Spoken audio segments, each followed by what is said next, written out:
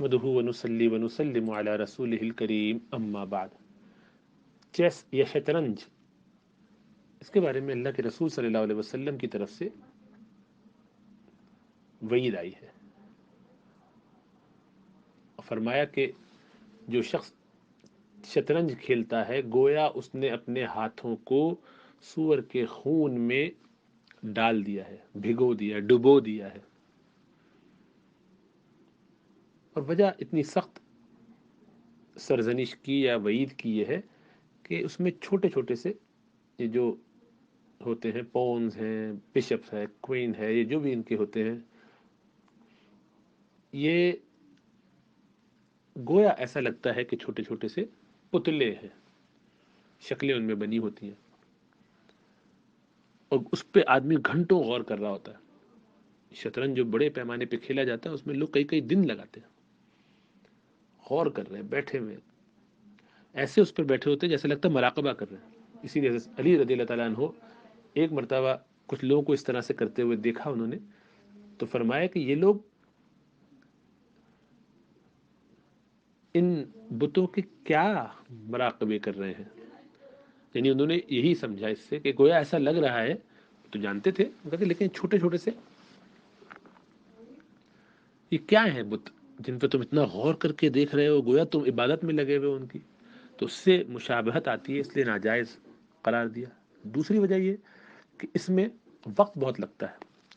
اور برباد ہوتا ہے، بہت سے اہم کام، فرائض، حقوق بندوں کے، اللہ کے ضائع ہو جاتے ہیں، بہت امکان ہوتا ہے اس کا، لوگوں کی نمازیں نکل جاتی ہیں، آس پاس کا پتہ نہیں چلتا، ایک ایک بازی پہ جو ہے وہ کتنا کتنا وقت لگاتے ہیں، اس میں پیسہ لگائیں یا نہ لگائیں۔ عام طور پہ جو لوگ کھیلتے ہیں ہلکا پھلکا وہ تو منٹوں میں فارغ ہو جاتے ہیں، پیٹ پیٹ کے ایک دوسرے کو ختم کر دیتے ہیں جلدی سے، سوچے سمجھے بغیر، لیکن جہاں باقاعدہ کھیلا جاتا ہے تو ظاہر بات ہے آہستہ آہستہ بچپنے میں کھیل کھیل کے بڑھتے ہیں تو آگے بڑھ جاتے ہیں، انوالو ہو جاتے ہیں۔ اسی لیے یہ چیز جو انوالو کرنے والی ہو، جو اپنے اندر جذب کر لیتی ہو، اسی لیے ایسے گیمز، ایسی چیزیں دیکھنے پڑھنے سے بچنا چاہیے کہ جس میں آدمی گھس جائے اور پھر اس کو آس پاس کا پتہ نہ چلے۔ آج کل کمپیوٹر بہت سے گیم ایسے ہیں، ان کا یہی حکم ہونا چاہیے، بچنا چاہیے ان سے۔ امام شافعی رحمۃ اللہ علیہ کہ ہاں ایک گنجائش ہے چیس کھیلنے کی، شطرنج کھیلنے کی، وہ یہ کہ کوئی دشمن کے ساتھ میدان کارزار میں کیسے منورنگ کرنی ہے، کس طرح سے ڈیل کرنا ہے، کیا اسٹیپس لیے جا سکتے ہیں، اس کی چالیں کیسے، جنگی چالیں سیکھنے کے لیے اگر کوئی کچھ وقت لگائے جس میں ظاہری بات شرائط موجود ہوں کہ اس سے نمازیں ضائع نہ ہوتی ہوں، اس سے حقوق اور فرائض ضائع نہ ہوتے ہوں، تو اس کے لیے انہوں نے گنجائش دی۔ لیکن آج کے دنوں میں، آج کے زمانے میں اب جنگیں گھوڑوں کے ساتھ اور ہاتھیوں کے ساتھ اور اس طرح سے نہیں ہوتی، تیروں اور تلواروں کے ساتھ نہیں ہوتی، بلکہ اب تو باقاعدہ وارفیئر پورا بدل چکا ہے۔ اس لیے اس سے بھی اب کچھ حاصل ہونا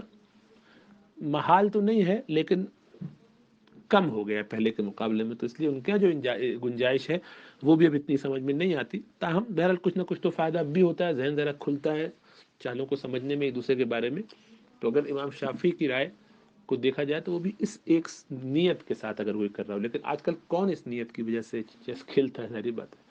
تو عوام الناس کے لیے تو بالخصوص اس میں بالکل اور اس طرح کے گیموں سے بالکل بچنا چاہیے، وقت اپنا برباد نہیں کرنا چاہیے، اور اپنی بنیادی ذمہ داریوں کو پورا کر کے آخرت کی فکر کرنی چاہیے۔ اللہ ہمیں سمجھ اور شعور عطا فرمائے۔ اب اس میں اگر کسی نے شرط بھی لگا دی